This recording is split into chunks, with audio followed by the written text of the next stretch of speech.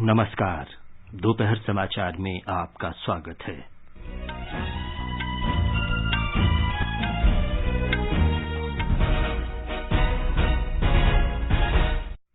उपराष्ट्रपति, प्रधानमंत्री और लोकसभा अध्यक्ष संयुक्त रूप से संसद टीवी का शुभारंभ करेंगे। लोकसभा अध्यक्ष ओम बिरला ने विधायिकाओं के पीठासीन अधिकारियों के अखिल भारतीय सम्मेलन की अध्यक्षता की। कहा, हिंदी भारत की संपर्क भाषा है। साहित्य, कला, सिनेमा और मीडिया में इसका व्यापक उपयोग। भारत और अमेरिका ने आयुर्वेद और अन्य भारतीय औषध उत्पादों की निर्यात क्षमता बढ़ाने के लिए समझौता ज्ञापन पर हस्ताक्षर किए। देश में अब तक 75 करोड़ 89 लाख से अधिक कोविड टीके लगाए गए।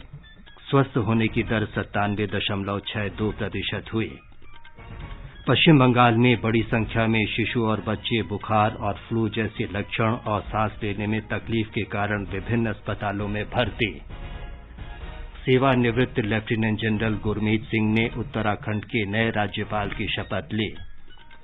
उपराष्ट्रपति, प्रधानमंत्री और गृहमंत्री ने अभियंता दिवस पर इंजीनियरों को बधाई दी। अगले वर्ष के पद्म पुरस्कारों के लिए नामांकन की आज अंतिम तिथि और उत्तर कोरिया ने अपने पूर्वी तट से बैलिस्टिक मिसाइलों का परीक्षण किया। जापान ने प्रक्षेपण की कड़ी निंदा की। दोपहर समाचार में अतहर सईद के साथ मैं विमलेंदु पांडे। देश भर में 18 वर्ष से अधिक आयु वर्ग के लिए सरकारी केंद्रों में निःशुल्क कोविड टीकाकरण अभियान जारी है। युवाओं से आग्रह है कि टीका जरूर लगवाएं और अन्य लोगों को भी इसके लिए प्रोत्साहित करें। जब तक आवश्यक न हो, घर से बाहर न निकलें और सुरक्षा के 3 सरल उपायों का पालन करें। मास्क लगाएं, 2 गज की सुरक्षित दूरी बनाए रखें और हाथ और चेहरा साफ रखें। कोविड संबंधी जानकारी और मार्गदर्शन के लिए राष्ट्रीय हेल्पलाइन नंबर 011-23-97-8046 और 1075 पर संपर्क करें। अब समाचार विस्तार से। उपराष्ट्रपति और राज्यसभा के सभापति एम वेंकैया नायडू, प्रधानमंत्री नरेंद्र मोदी और लोकसभा अध्यक्ष ओम बिरला आज शाम 6 बजे संयुक्त रूप से संसद टीवी का शुभारंभ करेंगे। अंतर्राष्ट्रीय लोकतंत्र दिवस पर संसद टीवी का प्रसारण शुरू हो रहा है। इस वर्ष फरवरी में लोकसभा टीवी और राज्यसभा टीवी के विलय का निर्णय किया गया था। संसद टीवी के प्रसारण मुख्य रूप से संसद और लोकतांत्रिक संस्थाओं के कामकाज, योजनाएं, नीति निर्माण और कार्यान्वयन, भारतीय संस्कृति और इतिहास तथा सामयिक मुद्दों पर आधारित होंगे। लोकसभा अध्यक्ष ओम बिरला ने लोकतंत्र को मजबूत करने का आह्वान किया है। वे आज अंतर्राष्ट्रीय लोकतंत्र दिवस पर वीडियो कॉन्फ्रेंसिंग के माध्यम से पीठासीन अधिकारियों के अखिल भारतीय सम्मेलन को संबोधित कर रहे थे। आज का दिन हमारे लिए संकल्प का दिन है कि हम अपनी लोकतांत्रिक संस्थाओं को सशक्त और मजबूत बनाएं तथा जनता के प्रति जवाबदेही बनाएं, ताकि इन संस्थाओं के माध्यम से जनता का कल्याण सुनिश्चित हो सके। आज इस अवसर पर विश्व के कई देशों के माननीय पीठासीन अधिकारी जुड़े हुए हैं। मैं उन सबको विशेष रूप से बहुत बहुत शुभकामनाएं देता हूं। अंतर्राष्ट्रीय स्तर पर लोकतंत्र को सशक्त और मजबूत बनाने में अपनी प्रमुख भूमिका निभा सकें। आज पूरे विश्व में लोकतंत्र को ही शासन चलाने की सर्वोत्तम पद्धति माना गया है। श्री ओम बिरला ने कहा कि राष्ट्रीय पहचान को अभिव्यक्त करने का हिंदी एक माध्यम है। स्वतंत्रता आंदोलन के दौरान हिंदी राष्ट्रीय गौरव का प्रतीक बन गई। आज हिंदी भारत की संपर्क भाषा के रूप में काम कर रही है और इसका साहित्य, कला, सिनेमा और मीडिया में काफी उपयोग हो रहा है। इस सम्मेलन का उद्देश्य प्रभावी और सार्थक लोकतंत्र को बढ़ावा देने में विधायिका की भूमिका पर विचार विमर्श करना है। उपराष्ट्रपति एम वेंकैया नायडू ने लोकतांत्रिक मूल्यों को बढ़ावा देने और जीवन की गुणवत्ता में सुधार के लिए लोकतंत्र की भावना और परिपुष्ट करने का आह्वान किया है। अंतर्राष्ट्रीय लोकतंत्र दिवस पर अपने संदेश में उन्होंने राष्ट्रपिता महात्मा गांधी के कथन का उल्लेख किया। महात्मा गांधी ने कहा था कि उनके विचार में कमजोर को भी सशक्त की तरह समान अवसर उपलब्ध कराना ही लोकतंत्र है। ये समाचार हमारी वेबसाइट newsonair.com/hindi और mobile app news on AIR पर भी उपलब्ध हैं। हर पल बन रहे विकास के नए कीर्तिमान, निरंतर आगे बढ़ रहा हिंदुस्तान। युवा बना रहे नया भविष्य, मजबूत है इरादे, हम हो रहे आत्मनिर्भर और तेज हो रही विकास की ये रफ्तार, क्योंकि सब मिलकर दे रहे हैं अपना योगदान। जी हाँ, सभी करदाता अपने एडवांस टैक्स की दूसरी किश्त 15 सितंबर तक जमा करें। कंपनी, कॉर्पोरेट या वो व्यक्ति जिनकी कर देयता TDS TCS कटने के बाद रुपए 10,000 से अधिक है, अपने एडवांस टैक्स की किश्त अदा करें। 15 सितंबर 2021 तक एडवांस टैक्स का 45% भुगतान करना अनिवार्य है। ऐसा करके देश की तरक्की में साझेदार बने। अधिक जानकारी के लिए www.incometax.gov.in पर जाएं। प्रत्येक आयकर दाता एक राष्ट्र निर्माता, आयकर विभाग द्वारा जनहित में जारी। चलो मिलकर एक शुरुआत करें, चलो एक फैसला आज करें, मास्क नहीं तो टोकेंगे, कोरोना को रोकेंगे। चलो एक इरादा करते हैं, चलो कुछ वादा करते हैं, मास्क नहीं तो टोकेंगे, कोरोना को रोकेंगे। दोपहर समाचार में आपका फिर स्वागत है। आयुष मंत्रालय ने आयुर्वेद और भारत की अन्य पारंपरिक औषधीय सामग्री की गुणवत्ता वैश्विक स्तर पर लाने का फैसला किया है। इससे विशेष रूप से अमेरिका के बाजार में निर्यात संभावनाओं को बढ़ाने में मदद मिलेगी। भारतीय भेषज कोष आयोग तथा होम्योपैथी आयोग और अमेरिकी हर्बल फार्माकी के बीच 13 सितंबर को एक समझौता ज्ञापन पर हस्ताक्षर हुए। इसका उद्देश्य समानता और परस्पर लाभ के आधार पर दोनों देशों के बीच आयुर्वेद और भारत की अन्य पारंपरिक औषधीय पद्धति में मानकों के संवर्धन और विकास को मजबूती देना है। राष्ट्रव्यापी टीकाकरण अभियान के तहत अब तक 75 करोड़ 89 लाख कोविड रोधी टीके लगाए जा चुके हैं। पिछले 24 घंटों में 61,15,000 टीके लगाए गए। स्वास्थ्य मंत्रालय ने बताया है कि कल 27,000 से अधिक नए मरीजों में कोरोना संक्रमण की पुष्टि हुई। पिछले 4 दिन से नए मरीजों की संख्या 30,000 से कम रही है। वर्तमान में 3,51,000 से अधिक मरीजों का उपचार किया जा रहा है। पिछले 24 घंटों में 38,000 से अधिक मरीज ठीक हुए। स्वस्थ होने की दर 97.62% हो गई है। मंत्रालय ने कहा है कि पिछले 82 दिन से संक्रमण की साप्ताहिक दर 2% और दैनिक संक्रमण दर 1.69% हो गई है। अब तक 54 करोड़ 60 लाख नमूनों की जांच की जा चुकी है। कल 16,10,000 नमूनों की जांच की गई। स्वास्थ्य मंत्रालय ने कहा है कि केंद्र सरकार ने राज्यों और केंद्र शासित प्रदेशों को 74 करोड़ 25 लाख टीके उपलब्ध कराए हैं। 1 करोड़ 80 लाख टीके भेजे जाने की प्रक्रिया में हैं। राज्यों और केंद्र शासित प्रदेशों के पास 4 करोड़ 62 लाख टीके अब भी उपलब्ध हैं। पुदुचेरी में बढ़ते कोविड मामलों की रोकथाम के लिए स्वास्थ्य विभाग को निर्देश दिए गए हैं। इसके लिए उपराज्यपाल डॉक्टर तमिलिसाई सौंदरराजन और पुदुचेरी सरकार के स्वास्थ्य सचिव के साथ कई दौर की बैठक हुई। केंद्र शासित प्रदेश में आज जांच के दौरान 124 लोग संक्रमित पाए गए। मध्य प्रदेश ने 20 सितंबर से कक्षा 1 से 5 तक के स्कूलों को 50% उपस्थिति के साथ फिर से खोलने का फैसला किया है। मुख्यमंत्री शिवराज सिंह चौहान की अध्यक्षता में हुई बैठक में ये निर्णय किया गया। दिल्ली में 1ली से 8वीं कक्षा तक के स्कूल 30 सितंबर तक बंद रहेंगे। ये फैसला दिल्ली आपदा प्रबंधन प्राधिकरण ने आज एक बैठक में लिया। इसमें छोटी कक्षाओं के स्कूल फिर से खोलने के बारे में विशेषज्ञ समिति के साथ चर्चा की गई। इस बीच पिछले 24 घंटे में दिल्ली में 38 लोगों में कोविड संक्रमण की पुष्टि हुई है और 15 रोगी स्वस्थ हुए हैं। इस दौरान किसी की संक्रमण से मौत नहीं हुई। कोविड संबंधी राष्ट्रीय हेल्पलाइन नंबर हमारी वेबसाइट newsonair.gov.in पर उपलब्ध हैं।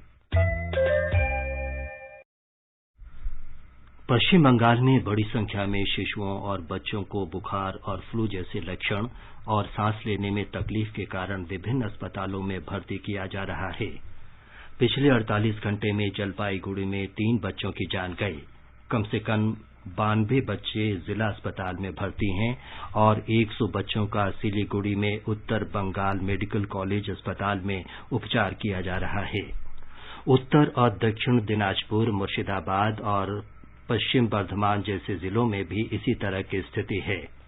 बच्चों में कोविड, डेंगू, मलेरिया और मस्तिष्क ज्वर की जांच की जा चुकी है। प्रभावित बच्चों के नमूने आगे की जांच के लिए कोलकाता भेजे गए हैं। इस बीच राज्य के स्वास्थ्य विभाग ने स्थिति का आकलन करने के लिए बाल रोग विशेषज्ञों और विषाणु विशेषज्ञों सहित विशेष डॉक्टरों की एक समिति गठित की है। आगे बढ़ने से पहले मुख्य समाचारों पर एक नजर। उपराष्ट्रपति, प्रधानमंत्री और लोकसभा अध्यक्ष संयुक्त रूप से संसद टीवी का शुभारंभ करेंगे। लोकसभा अध्यक्ष ओम बिरला ने विधायिकाओं के पीठासीन अधिकारियों के अखिल भारतीय सम्मेलन की अध्यक्षता की। कहा, हिंदी भारत की संपर्क भाषा है। साहित्य, कला, सिनेमा और मीडिया में इसका व्यापक उपयोग। भारत और अमेरिका ने आयुर्वेद और अन्य भारतीय औषध उत्पादों के निर्यात क्षमता बढ़ाने के लिए समझौता ज्ञापन पर हस्ताक्षर किए। देश में अब तक 75 करोड़ 89 लाख से अधिक कोविड टीके लगाए गए। स्वस्थ होने की दर 97.62% हुई। पश्चिम बंगाल में बड़ी संख्या में शिशु और बच्चे बुखार, फ्लू जैसे लक्षण और सांस लेने में तकलीफ के कारण विभिन्न अस्पतालों में भर्ती। सेवानिवृत्त लेफ्टिनेंट जनरल गुरमीत सिंह ने उत्तराखंड के नए राज्यपाल के रूप में शपथ ली। उपराष्ट्रपति, प्रधानमंत्री और गृह मंत्री ने अभियंता दिवस पर इंजीनियरों को बधाई दी। अगले वर्ष के पद्म पुरस्कारों के लिए नामांकन की आज अंतिम तिथि। उत्तर कोरिया ने अपने पूर्वी तट से बैलिस्टिक मिसाइलों का परीक्षण किया। जापान ने प्रक्षेपण की कड़ी निंदा की। सेवानिवृत्त लेफ्टिनेंट जनरल गुरमीत सिंह ने आज उत्तराखंड के राज्यपाल के रूप में शपथ ली। नैनीताल उच्च न्यायालय के मुख्य न्यायाधीश राघवेंद्र सिंह ने उन्हें शपथ दिलाई। श्री सिंह उत्तराखंड के 8वें राज्यपाल हैं। इस अवसर पर विधानसभा अध्यक्ष प्रेमचंद अग्रवाल, मुख्यमंत्री पुष्कर सिंह धामी सहित उनके मंत्रिमंडल के सहयोगी उपस्थित थे। तमिलनाडु में सत्तारूढ़ डीएमके पार्टी ने डॉक्टर कनिमोई सोमू और KRN राजेश कुमार को राज्यसभा के लिए नामित किया है। ये सीटें AIADMK पार्टी सांसद KP मनुसामी और V वैद्यलिंगम के इस्तीफे के बाद खाली हुई हैं। ये दोनों विधानसभा के लिए निर्वाचित हुए थे। डॉक्टर कनिमोई वरिष्ठ स्त्री रोग विशेषज्ञ हैं और दिवंगत पूर्व केंद्रीय रक्षा राज्य मंत्री NVN सोमू की पुत्री हैं। राज्यसभा की इन सीटों के लिए 4 अक्टूबर को चुनाव कराया जाना है। अगले वर्ष के पद्म पुरस्कारों के लिए नामांकन की आज अंतिम तिथि है। गृह मंत्रालय ने कहा है कि पद्म पुरस्कारों के लिए नामांकन और अनुशंसा केवल पद्म पुरस्कार की वेबसाइट www.padmaawards.gov.in पर ऑनलाइन प्राप्त की जाएगी। अगले वर्ष गणतंत्र दिवस पर घोषित किए जाने वाले पद्म विभूषण, पद्म भूषण और पद्मश्री पुरस्कारों के लिए ऑनलाइन नामांकन या अनुशंसा मिलना जारी है। गृह मंत्रालय ने कहा है कि सरकार पद्म पुरस्कारों को आम लोगों के पद्म पुरस्कार में बदलने के लिए प्रतिबद्ध है। मंत्रालय ने सभी नागरिकों से अनुरोध किया है कि वे महिलाओं, अनुसूचित जाति, अनुसूचित जनजाति, दिव्यांगजन में से ऐसे प्रतिभाशाली व्यक्तियों की पहचान करें जो समाज की निस्वार्थ सेवा कर रहे हैं। साथ ही उनकी उत्कृष्टता और उपलब्धियां वास्तव में पुरस्कार के योग्य हों। राजभाषा हिंदी के प्रभावी कार्यान्वयन के लिए कल राजभाषा कीर्ति पुरस्कार प्रदान किए गए। 2020-21 के लिए विशाखापत्तनम इस्पात संयंत्र को प्रथम पुरस्कार दिया गया। कल नई दिल्ली में राजभाषा दिवस समारोह में राष्ट्रीय खनिज विकास लिमिटेड को वर्ष 2019-20 के लिए C श्रेणी में स्थित उपक्रमों के वर्ग में तीसरा पुरस्कार दिया गया। समारोह की अध्यक्षता गृह मंत्री अमित शाह ने की। NMDC डोनीमलाई लौह अयस्क परियोजना के सहायक प्रबंधक डॉक्टर शैलेश शुक्ला को उनके प्रकाशित लेख के लिए राजभाषा गौरव पुरस्कार दिया गया। आज अभियंता दिवस है। इस अवसर पर उपराष्ट्रपति M वेंकैया नायडू, प्रधानमंत्री नरेंद्र मोदी और गृह मंत्री अमित शाह ने इंजीनियरों को बधाई दी है। श्री नायडू ने विख्यात अभियंता मोक्षगुंडम विश्वेश्वरैया की जयंती पर श्रद्धांजलि अर्पित की। उन्होंने कहा कि अभियंता राष्ट्र निर्माण में महत्वपूर्ण भूमिका निभाते हैं और समस्याओं के समाधान की अपनी विलक्षण क्षमता के लिए जाने जाते हैं। प्रधानमंत्री नरेंद्र मोदी ने कहा कि राष्ट्र निर्माण और इस धरती को बेहतर बनाने में अभियंताओं की भूमिका के प्रति आभार व्यक्त करने के लिए कोई भी शब्द पर्याप्त नहीं है। ये दिन देश के महान इंजीनियर एम विश्वेश्वरैया जी उनकी जन्म जयंती का है। उन्हीं की स्मृति को समर्पित है। हमारे भारतीय इंजीनियरों ने हमारे देश के निर्माण में और दुनिया में भी अभूतपूर्व योगदान किया है। चाहे काम को लेकर समर्पण हो या उनकी बारीक नजर, भारतीय इंजीनियरों की दुनिया में एक अलग ही पहचान है। ये एक सच्चाई है और हमें गर्व है कि हमारे इंजीनियर देश के विकास को मजबूती से आगे बढ़ा रहे हैं। प्रधानमंत्री ने विख्यात इंजीनियर श्री मोक्षगुंडम विश्वेश्वरैया को श्रद्धांजलि अर्पित की और उनकी उल्लेखनीय उपलब्धियों को स्मरण किया। गृहमंत्री अमित शाह ने भी कहा कि विश्वेश्वरैया समाज के सभी वर्गों के लिए प्रेरणा स्रोत थे। उत्तर कोरिया ने आज अपने पूर्वी तट से 2 बैलिस्टिक मिसाइलों का परीक्षण किया। इससे पहले सोमवार को भी उत्तर कोरिया ने दूर तक मार करने में सक्षम क्रूज मिसाइल का परीक्षण किया था। ये मिसाइल जापान में काफी हिस्से में मार करने में सक्षम है। जापान के प्रधानमंत्री योशिहिदे सुगा ने कहा कि इस परीक्षण ने क्षेत्र में शांति और सुरक्षा के लिए खतरा पैदा कर दिया है। ये समाचार आकाशवाणी से प्रसारित किए जा रहे हैं। ताज़ा समाचार जानने के लिए आप हमारे Twitter handle @AIR News Hindi को फॉलो कर सकते हैं।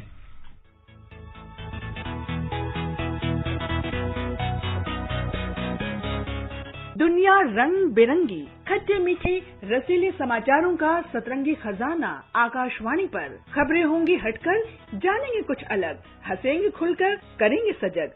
सुनना न भूलें सोमवार और मंगलवार आज सवेरे तथा शनिवार और रविवार कार्यक्रम परिक्रमा में।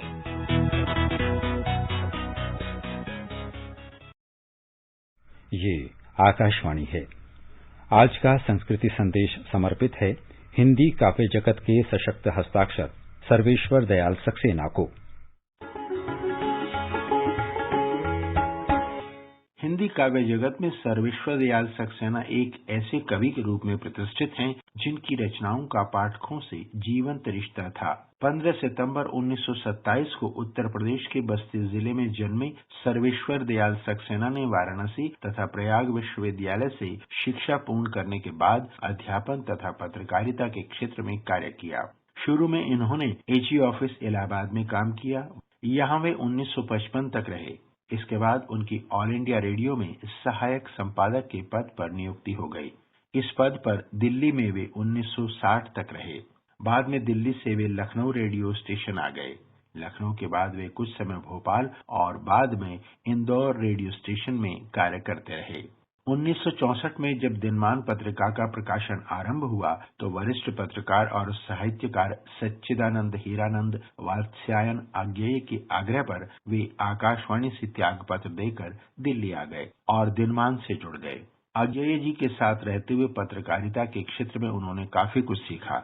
1982 में वे प्रमुख बाल पत्रिका पराग के संपादक बने। हालांकि सर्वेश्वर जी का साहित्यिक जीवन काव्य से आरंभ हुआ था, लेकिन दिनमान के स्तंभ, चर्चे और चरखे में छपे इनके लेख काफी लोकप्रिय रहे। 1983 में इनके कविता संग्रह खूंटियों पर टंगे लोग के लिए इन्हें साहित्य अकादमी पुरस्कार दिया गया। एक समय ऐसा भी आया जब उन्होंने लिखा, क्या गजब का देश है ये, क्या गजब का देश है, बिन अदालत ओ मुवक्किल के मुकदमा पेश है, आंख में दरिया हैं सबके, दिल में हैं सबके पहाड़, आदमी भूगोल है, जी चाह नक्शा पेश है, क्या गजब का देश है ये, क्या गजब का देश है। हैं सभी माहिर उगाने में हथेली पर फसल, हैं सभी माहिर उगाने में हथेली पर फसल, ओ हथेली डोलती दर दर बनी दरवेश है, क्या गजब का देश है ये, क्या गजब का देश है।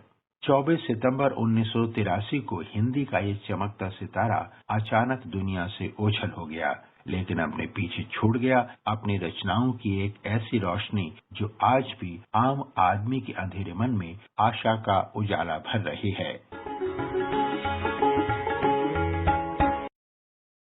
आजादी के अमृत महोत्सव के अंतर्गत आकाशवाणी समाचार स्वतंत्रता आंदोलन से जुड़े ऐतिहासिक स्थलों पर 75 कड़ियों का कार्यक्रम निशान प्रसारित कर रहा है। इसे परिक्रमा कार्यक्रम में प्रत्येक बुधवार को शाम 4:45 पर सुना जा सकता है। आज के अंक में हम जलियांवाला बाग के बारे में बताएंगे।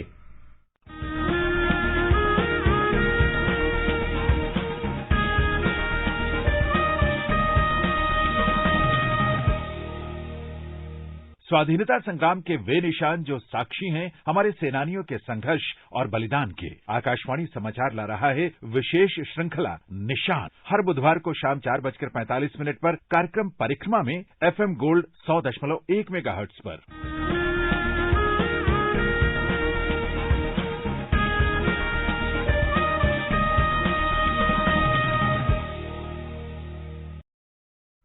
आजादी का अमृत महोत्सव के अंतर्गत आइए अब सुनते हैं आकाशवाणी की विशेष प्रस्तुति आजादी का सफर।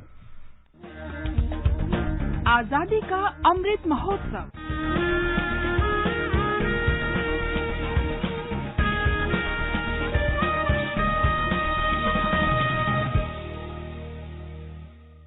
आजादी का सफर आकाशवाणी के साथ। एक राष्ट्र का जन्म।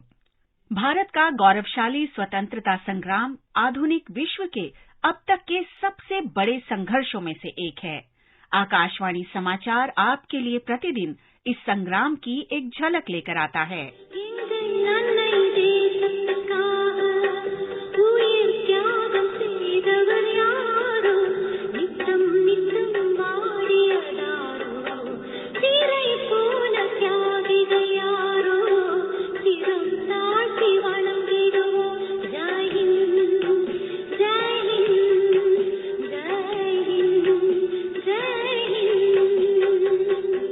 आज ही के दिन सन 1891 में एक ऐसे क्रांतिकारी का जन्म हुआ था जिसने हमें न सिर्फ जय हिंद जैसा ओजस्वी अभिवादन दिया बल्कि भारत की आजादी के लिए लड़ाई भी लड़ी।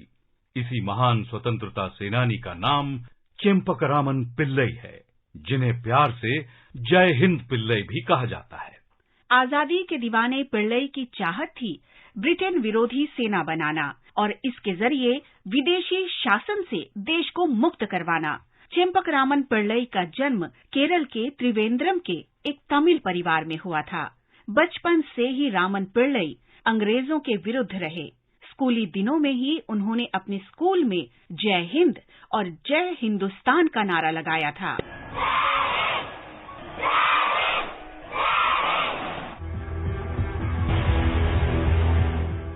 रामन पिल्लई एक मेधावी छात्र थे।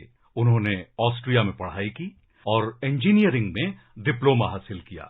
पिल्लई ने लोक प्रशासन और अर्थशास्त्र में भी स्नातक की उपाधि प्राप्त की थी। इतना ही नहीं, 12 भाषाओं पर तो उनकी गहरी पकड़ थी। सन 1914 में जब प्रथम विश्व युद्ध छिड़ा तब प्रवासी भारतीय क्रांतिकारी स्वाधीनता आंदोलन के लिए जर्मनी का समर्थन हासिल करने की कोशिशों में जुट गए थे। उन क्रांतिकारियों में एक पिल्लई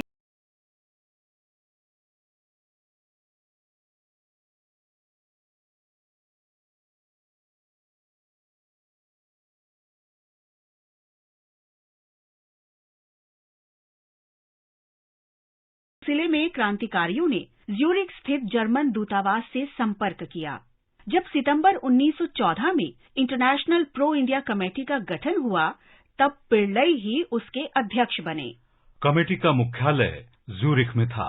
पिल्लई ने ज्यूरिख से जर्मन अंग्रेजी मासिक पत्रिका प्रो इंडिया निकाली। इसने भारत की वैश्विक दृष्टि को जर्मनी के सामने रखा। अक्टूबर 1914 में पिल्लई ने भारत के समर्थन में बर्लिन समिति की स्थापना की। इसके अगले साल उन्होंने इंटरनेशनल प्रो इंडिया कमेटी और बर्लिन समिति को मिलाकर इंडियन इंडिपेंडेंस कमेटी का गठन किया। ब्रिटिश राज के विरुद्ध एक अंतर्राष्ट्रीय मोर्चा बनाने के लिए पिल्लई ने सन 1914 और 1917 के बीच एक साथ कई योजनाओं पर काम किया।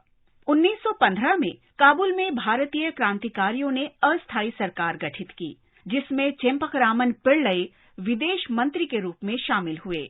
क्रांतिकारियों की योजना तुर्की और जर्मन सैनिकों को अफगानिस्तान लाने की थी, जिनके साथ वो ब्रिटिश राज के विरुद्ध युद्ध शुरू करने में काबुल की मदद करने की तैयारी में थे।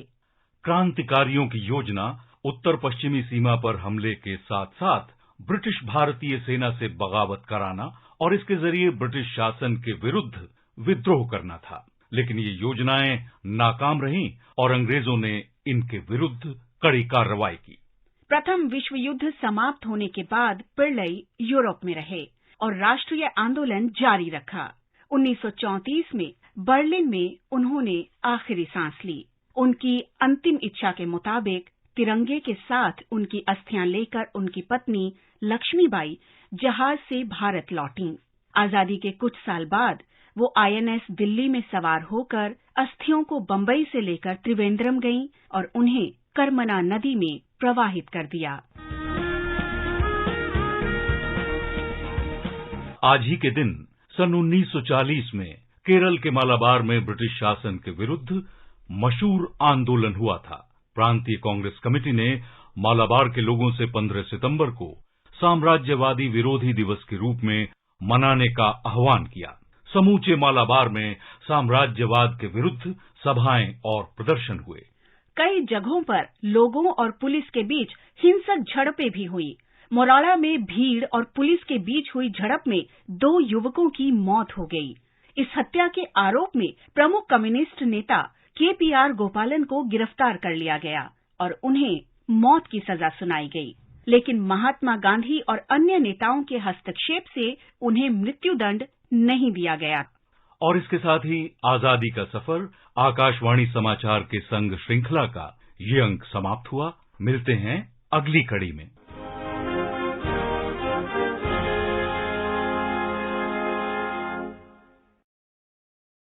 आकाशवाणी समाचार सुनते रहें और आजादी का अमृत महोत्सव में हमारे साथ शामिल रहें।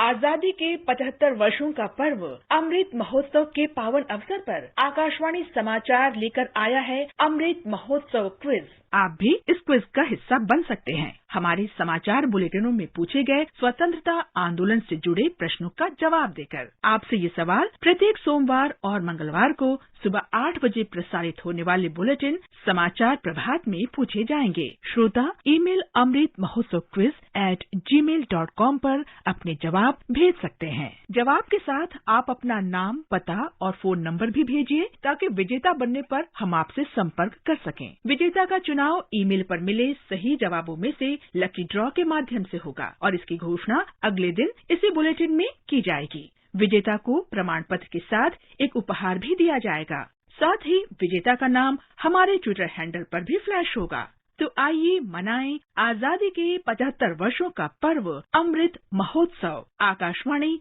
समाचार के साथ।